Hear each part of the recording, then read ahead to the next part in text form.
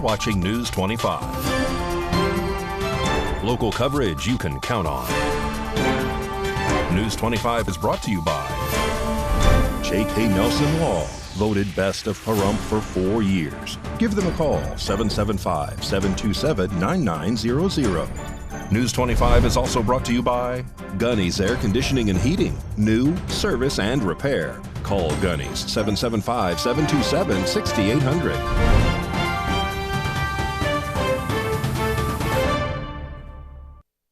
Thank you for joining us here on News 25 and Ace Country Radio, and now streaming at www.kpvm.tv. I'm David Preston. And I'm Roy Rossell on this Tuesday, January 9th. A two-vehicle crash happened on the roadway just before 2 p.m. today. News 25 was there and captured this story.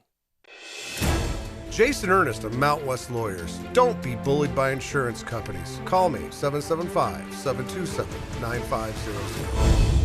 A two-vehicle crash happened just before 2 p.m. at the corner of Blagg Road and Bell Vista on the north end of town. According to Nye County Sheriff deputies at the crash site, a gray-looking Jeep was traveling eastbound on Bell Vista, failing to stop at the stop sign when approaching Blagg, and crashed into a dark-looking Chevrolet Camaro that was traveling northbound on Blagg. There are no reported injuries. Currently, traffic is open in both directions. During the crash, the gray-looking Jeep spun around after impact and took out the street sign. Both vehicles suffered moderate to major damage. There are no other reported injuries.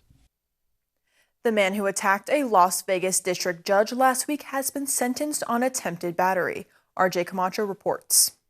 Deborah Redden, the man who attacked Judge Mary Kay Holtis during his sentencing, appeared in court again on January 8th. It was then that 30-year-old Redden was sentenced by the same judge he attacked to 19 months to 4 years in prison on the charge of attempted battery. This was due to a separate attack that occurred in 2023 involving a baseball bat and was unrelated to the courtroom assault that took place on January 4th. Redden is also to appear before a different judge today in regards to 15 new felony and misdemeanor charges that are related to his assault on Judge Holthus. Also relating to the attack, an arrest report was released detailing what happened behind the bench when Redden jumped over it to attack Holthus. According to the report, Redden knocked her out of her chair, slammed her head against the wall, and ripped some of her hair out. Redden's family recently commented on the incident as well, confirming that he suffers from schizophrenia and bipolar disorder. He has also been reported to be off of his medications, according to his family. LaDonna Daniels, Redden's sister, went on to state that he was basically born with mental illness. He was born with crack cocaine in his system, so his chance at life was taken at birth. He has been off his psych meds since he got out of jail because he doesn't have an appointment until March. He has not taken anything at all. Holthus, the judge who was attacked, returned to court 1 day after the incident and requested that officers bring him to court, quote, by any and all means necessary. Holthus has stated that the attack did not change or modify her original sentence. Following the attack, Chief Judge Jerry Weiss has stated that conversations were taking place about hiring more court marshals and assessing the designs of courtrooms in order to prevent any future incidents. Israel discovers what they report is the largest weapons facility in central Gaza so far in this war, and a commander for Hezbollah has been killed in an airstrike. RJ Camacho has the details. On January 7th, a commander of Lebanese militant group Hezbollah was killed by an Israeli airstrike in southern Lebanon, which has further raised concerns of the Israel-Hamas war expanding into other regions. This war has resulted in the death of 22,400 Palestinians, with 2/3 of them being women and children, according to the health ministry in Gaza. The commander was Wissam al-Tawil, whose death came less than a week after a suspected Israeli Israeli airstrike in Lebanon killed Hamas's number 2 political leader. A Lebanese security official stated that Israel struck the commander's SUV in the southern village of Kirbet Selm. This strike comes around the same time that U.S. Secretary of State Anthony Blinken visits the Middle East to talk plans for post-war reconstruction and governance. This is Blinken's 4th visit since the war began in October of 2023. According to Blinken, Saudi Arabia, Jordan, Qatar, the United Arab Emirates, and Turkey will be considering participation in what he calls day-after scenarios for the Gaza Strip. Blinken went on to state that, "We agreed to work together and to coordinate our efforts to help Gaza stabilize and recover, to chart a political path forward for the Palestinians, and to work toward long-term peace, security, and stability in the region as a whole." Blinken also reported that the countries he spoke with have agreed to use whatever leverage and influence they have in order to prevent the war in Gaza spreading into other regions. Meanwhile, the Israeli military reported on January 8th that they had uncovered a weapons production site in central Gaza, where Hamas has been building long-range rockets capable of reaching northern Israel. The site was specifically located in the Burej urban refugee camp and was connected via several tunnels as deep as 100 feet or 30 meters. The facilities included not only the production of long-range rockets, but mortar shells, explosives, and drones. According to the Israeli military, this is the largest weapons facility found in the war so far. Lastly, Israel's former Supreme Court Chief Justice Aharon Barak will be serving as a judge at the International Court of Justice in regards to South Africa's case against Israel, which accuses them of genocide. Both Israel and South Africa are to send judges that will sit alongside a 15-judge panel, according to Robbie Sabel, who is an Israeli international law expert. Malcolm Shaw, a British international law expert, will be a part of Israel's defense team in the genocide case. This week, the International Court of Justice will be hearing South Africa's allegations against the country of Israel, which claim that Israel is committing genocide against the Palestinians within the Gaza Strip. We have your presidential primary story and more after the break.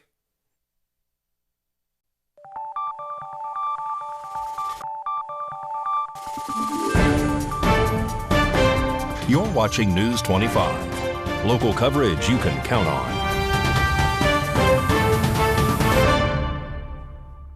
And welcome back. Now, with the 2024 election season here, people can find themselves overwhelmed with the election process during the primary. News 25 spoke with Nye County Clerk Mark Kampf to learn more on the subject of the presidential preference primary versus the Republican caucus. So, starting on January 27th, we're going to be conducting the early voting for our presidential preference primary. Voting election day is on February 6th. The presidential preference primary was established by the legislature in 2021 with AB 126. What this did is established a primary process for both the major parties in our state. It's Republican and Democrat. On those days, we will send out ballots to all active Democrat and Republican voters with their slate of candidates. You'll notice when you get your sample ballot that you may be not seeing some candidates that you would expect on the Republican side. That's because the Republican Party in our state has decided to hold their own caucus, same kind of caucus that they've been holding for the last 40 years, and to not choose to utilize the results of the presidential preference primary to select their delegates to the Republican convention. Any voter who wants to vote in the presidential preference primary can vote in the primary. If you're a Republican, you can vote in the presidential preference primary, and you can vote in the caucus, and that won't be considered double voting because none of the candidates will be on either side. And the caucus is a privately run process by the Nevada GOP. So we will be conducting our election. We will be following our normal process. You can come in to vote, but the results of that primary will not be binding on either the Democrat and Republican Party. If you want to vote for Donald Trump, you will go to the caucus and vote for Donald Trump in the GOP primary. If you choose to vote in the presidential preference primary, You can select from the candidates who are on that ballot, or in the cases of both ballots, on the Democrat and the Republican side, there's a choice of none of the above. Everyone will get a mail ballot. Everyone will get a sample ballot in the mail explaining the process and where you can vote. Samantha Harris of Valley Electric is here to tell us about Dolly Parton's Imagination Library.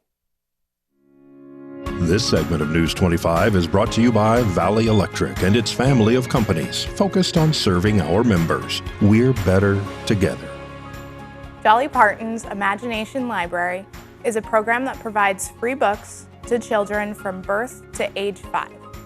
To participate in the Imagination Library, parents must register their child with the program. Once registered, the child will receive a new book in the mail each month until they reach age 5. These books are age appropriate and selected by a panel of experts. The Imagination Library Partnership has been praised for its impact on children's literacy. Studies have shown that children who participate in the program are more likely to be ready for kindergarten and to have a better reading skills in their life. There are many benefits to enrolling your child in the Dolly Parton's Imagination Library. It helps to develop children's early literacy skills. Reading to children from a young age helps them to develop their language skills, vocabulary, and imagination. It also helps them to learn about the world around them. It encourages a love of reading. Children who are exposed to books at a young age are more likely to develop a love of reading that will last a lifetime. It strengthens the bond between parents and children. Reading together is a great way to bond with your child and create lasting memories. If you are interested in enrolling a child in Dolly Parton's Imagination Library, please visit our website, vea.coop, under the Community tab. Coffinwood, Nature Health Farms, and Black Star Ranch will be hosting their first Wild West weekend of 2024 on Saturday and Sunday of this weekend. News 25 spoke with the members involved to tell us all about this event. So, Wild West Weekend is a really cool event that local businesses in Pahrump are doing, where we have an open house tour at various really interesting businesses around Pahrump.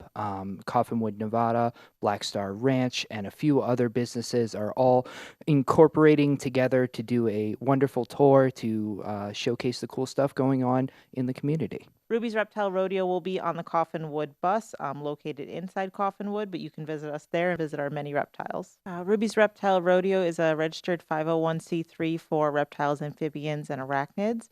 We will be there showcasing some of our few ambassadors, as well as selling a few different jewelries to raise donations for our reptiles. And if you would also like to come see me perform some music at Coffinwood, we are located at 2875 Sunset Street in Pahrump. So Black Star Ranch is one of the other locations that's being featured in Wild West Weekend. So Wild West Weekend is really being promoted as a unique variety of Pahrump experiences, and Black Star Ranch is one of those experiences that's being highlighted throughout the weekend. So Black Star Ranch, I am the newest vineyard in Pahrump, and they will come to kind of that agricultural setting, right? So there's, we're going to have some outdoor games, live music both Saturday and Sunday. We have about 20 vendors set up, so we'll have all kind of local artists and vendors, crafts. We have the wine down, pouring wine, so they can come to Black Star Ranch and do a wine tasting. Just have a kind of fun-filled country afternoon. We are located at 3251 Quail Run Road, literally around the corner from Coffinwood. So it's easy to get from one to another. So we are very excited to host this wonderful event. It's actually Alex's birthday, and we're doing a fundraiser for Nature Health Farms, and we are opening our Little Red Barn Wedding Chapel. It is one of the official wedding chapels in Pahrump. We are very excited. We have an event from 10 till 4. We're going to have hot air balloons, $10 hot air balloons. You can't get better than that. Petting zoo. Very own KPVM. John Kohler will be spinning on the ones and twos. Karaoke. Yeah. It's going to be lots of fun. Bring all your kids. Bring all your friends. let's make it a wonderful event.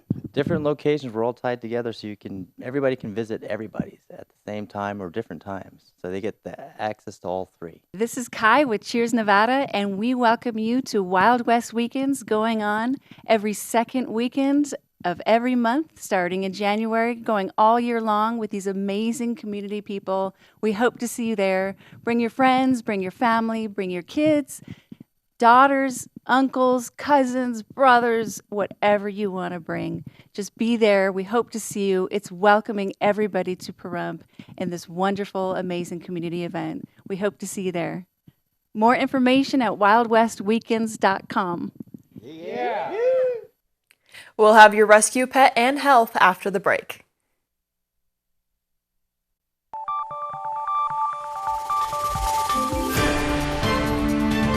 You're watching News 25. Local coverage you can count on. News 25 is brought to you by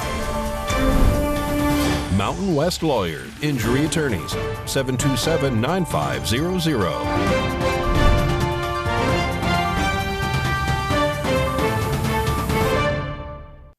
And welcome back to News 25.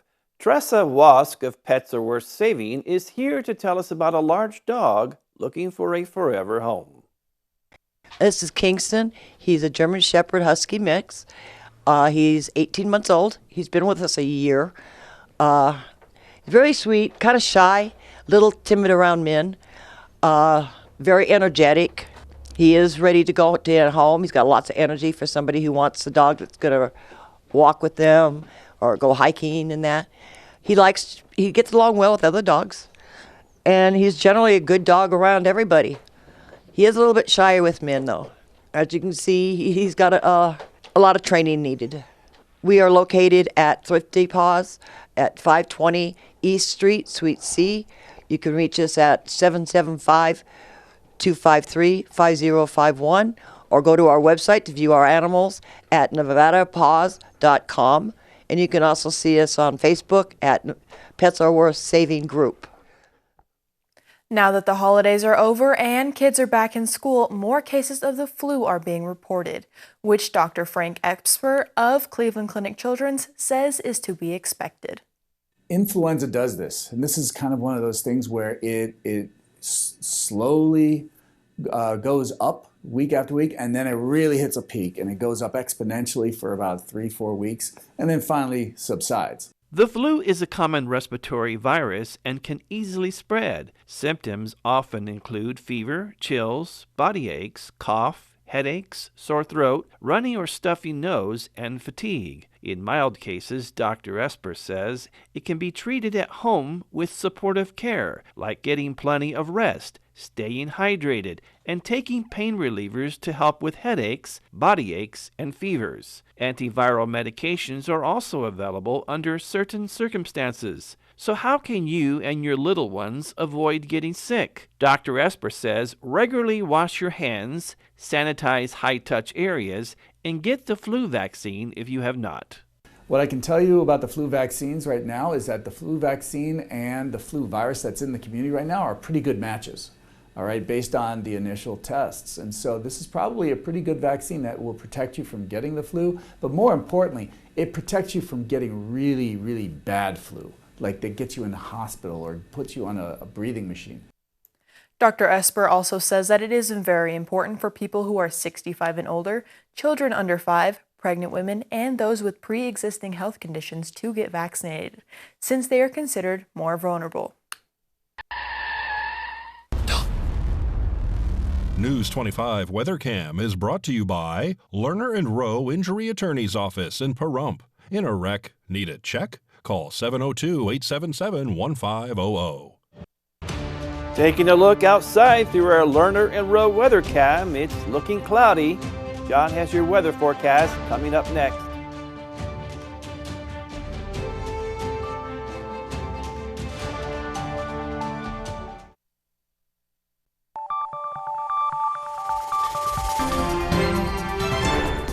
News 25 weather is brought to you by Dairy Council of Nevada. Undeniably delicious, undeniably dairy. Enjoy what's real.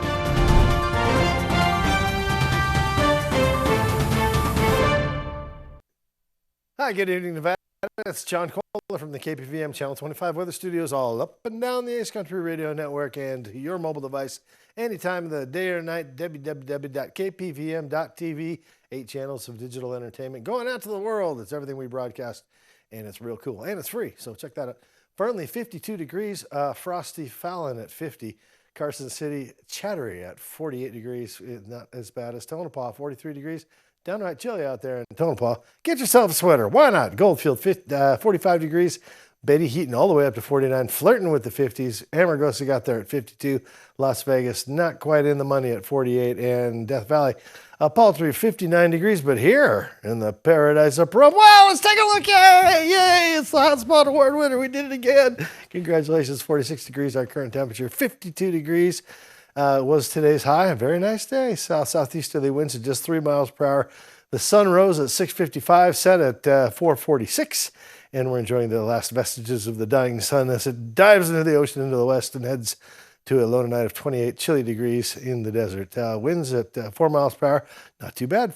Humidity kind of a factor at 43%, but look at this. No clouds tomorrow. No clouds the next day. Clouds don't start crowding in until Friday. We got no chance of rain that's worth mentioning, but Thursday is going to be a blustery day at 18 mile per hour average winds, temperatures in the high 40s. That'll be kind of a chilly day. Sunday, not so good also. 57, but 11 mile per hour winds. All right, we'll get there. It's fine. It's going to be great. I love it. Why not? It's winter in Nye County. All right, back to the desk. Here's Dave and Rory.